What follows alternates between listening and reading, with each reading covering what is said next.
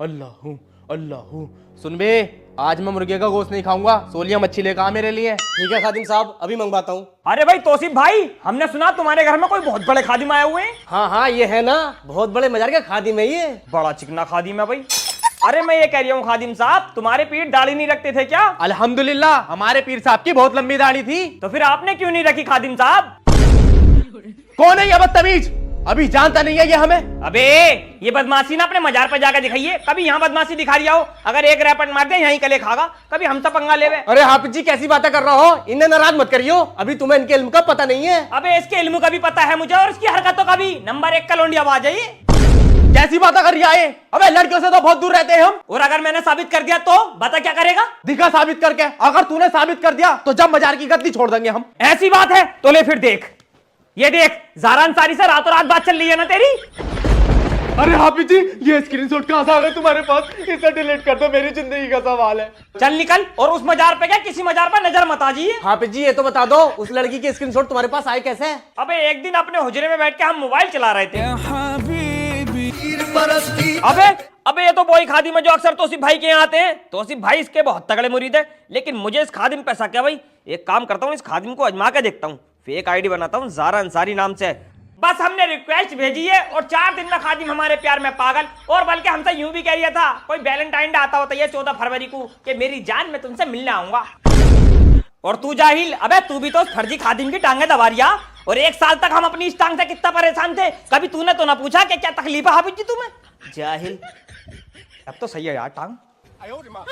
देखो हाजी जी, बुरा मानने वाली बात नहीं है। अभी आप नमाज पढ़ रहे थे तो मैंने देखा आपकी नमाज में बहुत गलतियां हैं। अपनी नमाज दुरुस्त करो। आप एक काम करो, आप मेरे पास मेरे हुजरे में आ जाना, मैं आपकी नमाज दुरुस्त करवा दूंगा। ऐसा हो ही नहीं सकता, मेरी नमाज में गलती हो, बिल्कुल दुरुस्त है मेरी नमाज। हाजी जी, दीन के मामले में मुजोरी नहीं चलती, जो चीज गलत है वो गलत है। एक इमाम से ज्यादा थोड़ी ना जानते हो तुम। इमाम तो हमने 6 बदल दिए, अब से मस्जिद बनी है। एक अरसे से मस्जिद की कमेटी में हूँ। तुम सिखाओगे कि मुझे नमाज पढ़नी? मुझसे आधी उम्र के भी ना हो तुम। हाजी जी, पहली बात तो इल्म का उम्र से कोई लेना देने नहीं है। अगर उम्र के हिसाब से इल्म मिले करता तो मेरे दादा इस मोहल्ले के सबसे बड़े आलिम होते। 106 साल की उम्र है उनकी। और दूसरी बात, एक बच्चा भी एक बुड्ढे से ज्यादा इल्म वाला हो सकता है अगर उनने इल्म सीखा हो तो। अरे तो अब इस उम्र में इल्म सीखूंगा क्या? हाजी जी, इल्म सीखने की कोई उम्र नहीं होती, इल्म हासिल करो, अगरचे तुम्हें चीन जाना पड़े।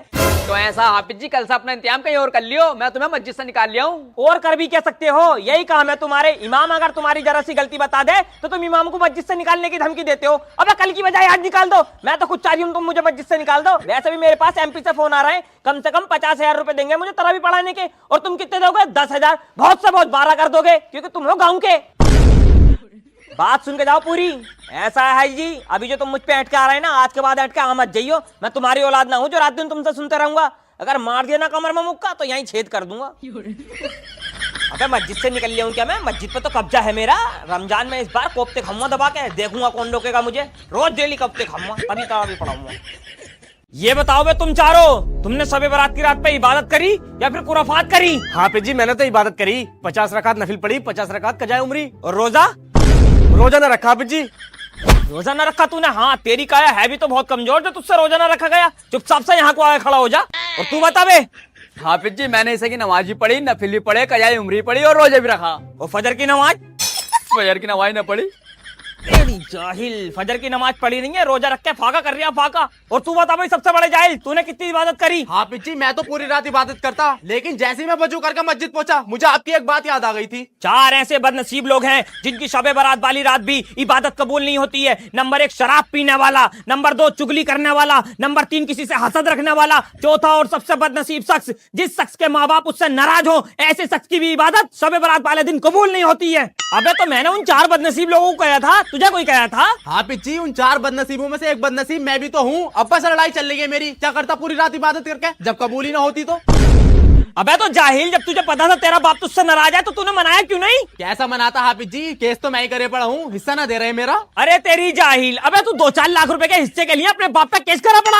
अबे जाहिल, तुझे पता है अगर माँ के पैरों के नीचे जन्नत है तो उसी जन्नत की कुंजी तेरा बाप है। जाहिल, अगर पूरी जिंदगी भी अपने माँ बाप की खिदमत करेगा तो जर्रा बराबर उनका हक अदा नहीं कर सकता। चला पहले तेरा हिस्से दिलवाऊं। कितने का हिस्सा तेरा? दिलवा दो हाफिज जी, 3.5 करोड़ रुपए का हिस्सा।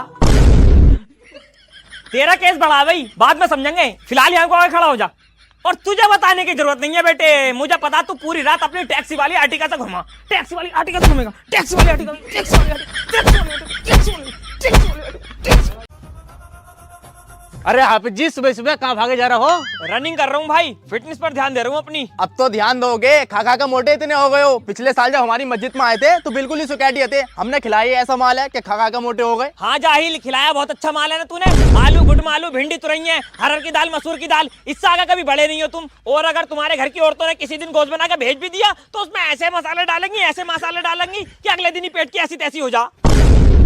वैसा मानना पड़ेगा हाफिज जी, दिन ब दिन मॉडर्न होते जा रहे हो तुम। अबे जाहिल, जमाने के हिसाब से चल रही हूँ तो तुम मॉडर्न बताते हो, और जमाने के हिसाब से ना चलूं तो यूं कहते हो हमारे इमाम साहब तो सूफी जी हैं, बिल्कुल ही पुराने ख्यालात के हैं। अरे छोड़ो हाफिज जी, ये बताओ ये ट्रैक सूट कैसा मार दिया? अबे ट्रैक सूट मारूंगा क्या कहीं से? डकैत समझ जा मुझे? अबे जाहिल, डकैत तुम्हें? अबे खरीदा अपने पैसों से। अरे तो हाफिज जी ये क्यों खरीद लिया? ये तो तुम पहन भी नहीं सकते, ये तो हराम है तुम्हारे लिए। अबे मेरे लिए क्यों हराम होगा? अबे जो चीज तुम्हारे लिए हराम है वही चीज मेरे लिए हराम है। अबे तुम्हें ऐसा क्यों लगता है इमाम अगर कोई भी नया काम करे वो तो इमाम के लिए हराम होगा? अबे हराम तो ये है जो तुम पहने पड़े हो गुठन्ने। हाफिज जी ये तो आजकल का फैशन है। अबे यही तो कमी है हम मुसलमानों की। शराब को ड्रिंक कहता, ब्याज के काम को इंटरेस्ट कहता, और अय्यासी को डेट कहता, और तू बेपर्दगी को फैशन बता रिया। बताओ यार क्या जमाना आ गया। पहले तो इमाम जाहिल लोगों पर फतवे लगाए करे थे, अब जाहिल लोग भी इमामों पर फतवे लगा रहे हैं।